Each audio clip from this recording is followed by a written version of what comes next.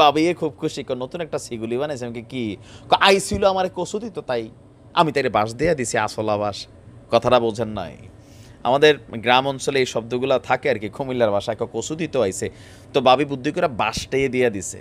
আমাদের এই ভিডিওর সাথে এটা কিন্তু একটা সামঞ্জস্যপূর্ণ ওয়ার্ড। গেছিল জবাব দেওয়ার জন্য, কয় একদম তামা তামা করে লাম, কোথায় আমাদের বীরদেরকে। তো বীররা কি তা করছে, কচুর বদলে বাঁশ দিয়ে দিছে। আলহামদুলিল্লাহ, মাঝে মাঝে কিছু ভালো খবরও আপনাদের উদ্দেশ্যে আনতে পারি। আমরা নর্মালি, আমি এতদিন যাবৎ যেটা ভাবতাম অনেক ক্ষেত্রে, যে আমাদের বীররা হয়তো আমাদের মতনই একদম আমটাম, মানে ওই লেভেলের হয়তো মেশিনারিজ নাই, কিন্তু আজকে প্রমাণ হয়েছে। কেন আমাদের বীরদের প্রধান বলেন যে আমরা 2-4 বছর না একযোগে যুদ্ধটা লড়াই যেতে পারবো? কারণ তাদের যে টিমমেটরা আছেন বিভিন্ন রাষ্ট্রে ছড়িয়ে ছিটিয়ে, সবাই কিন্তু একটা ক্যাপাবল অবস্থানে আছে, জিনিসপত্র আছে ভাই। আপনি দেখেন যে ইসরায়েলকে সর্বশেষ যে মেশিনারিজগুলো দিছে কারা? ইউরোপীয় ইউনিয়ন থেকে গেছে। জার্মানির মতন প্রযুক্তি দেশ, ফ্রান্সের মতন, কানাডার মতন।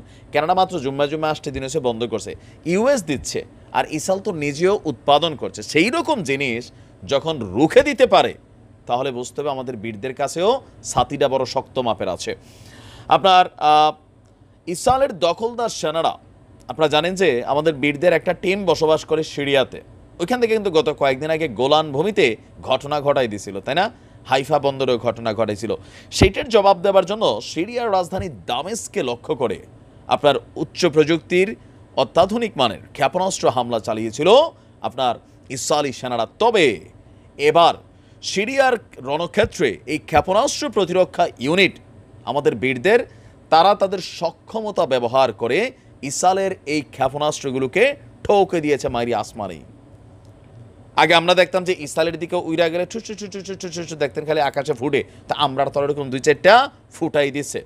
সিরিয়ার গণমাধ্যমগুলো বলছে দিনের শুরুর দিকে অধিকৃত গোলান মালভূমি, যেটা নিয়ে লম্বা সময় কিন্তু খেলা চলছে, তো সেই গোলান মালভূমিতে কয়েকদিন আগে আমাদের বীররা ঠুকছিল, তারা আসছিল আজকে ঠোকার জন্য। তো সেই গোলান মালভূমি এলাকা থেকে ইসরায়েলের যুদ্ধ বিমানগুলো হঠাৎ করে আকাশে উড়ে আসে, তারপর রাজধানী দামেস্কে লক্ষ্য করে ক্ষেপণাস্ত্র ছড়ে একের পর এক। গণমাধ্যমগুলো বলছে দামেস্কের বেশ কয়েকটি লক্ষ্যবস্তুর উপর ইসরায়েলের এই ক্ষেপণাস্ত্রগুলো আঘাত হানার চেষ্টা করছিল। তবে ইসরায়েলের ছোড়া ক্ষেপণাস্ত্রগুলো ভূপতিত করতে সক্ষম হয়েছে আমাদের সিরিয়ার বীররা।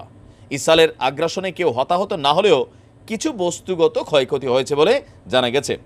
বেসিক্যালি সিরিয়ায় 2011 সালে আপনার ইসরায়েল আপনার এই দেশটির ভিতরে প্রায়ই তারা অভিযান চালিয়ে আসতেছে। কেন? এদের ভাষায় সন্ত্রাসী, বোঝেন না কারা? আমাদের বীররা। তো এদের ভাষায় এরা ইসরায়েলকে টার্গেট করে বিভিন্ন সময় নানান ধরনের অভিযান চালাইতো। তো সেইটার পরে এরা কিন্তু সিরিয়াতে ওই এদের কি কয় কাকা আছে না, বাবা, দুষ্ট বাবার দুষ্ট ছেলে, আমেরিকার অনুমতি নিয়ে এদিকে মাঝে মাঝে ঘটনা, আমেরিকাও টিম পালে এদিকে, এরাও রাখে। কয় ওই যে কালো পতাকা ভিতরে কলেমা লেখা একটা গ্রুপ আছে না, এটা এদেরই কিন্তু এজেন্টেরা। তো এদেরকে দমনের নামে এরা এখানে আস্তানা গাড়ছিল। তো গত কয়েক বছর মোটামুটি নীরব থাকলেও গত 7ই অক্টোবরের পর আমাদের সিরিয়ার এই টিমটা এটা কিন্তু ব্যাপক রেসপন্স দিচ্ছে। আর এটার জন্য বারবার আমেরিকা এবং ইসরায়েল কিন্তু ইরানকে দায়ী করে আসতেছে যে ইরান তলে তলে এগুলা দিচ্ছে। ঘটনা কিন্তু সত্য।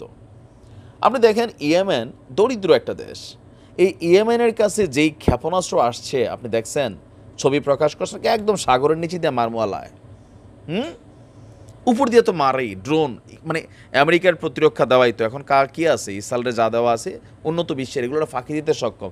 এগুলো কিন্তু এরা বানায় না। সিরিয়ার কাছে ওরকম কিচ্ছু নাই, ইরাকের কাছেও নাই, আগে ছিল এখন নাই। এখন যেগুলো আসে লেবাননও যায়, আমাদের বীরদের কাছেও যেগুলো, সব কিন্তু ইরান এনে দেওয়া। ঘটনা কিন্তু সত্য। তো এই যাত্রায় বাইচা গেছে মানে বাইচা যাবে না, হয়তো সামনে আবারও ডাবল রিয়াকশন দিতে চাবে ইসরায়েলিরা। বাট আলহামদুলিল্লাহ একটা যাত্রা তো আমরা এদেরকে ব্যর্থ প্রমাণিত করেছি নাকি? আমাদের তো টার্গেট একটাই, বীরদের কোনটা টার্গেট? বাঁচলে গাজী, মরলে খালি করে লেখেন। ভালো থাকুন, আসসালামু আলাইকুম।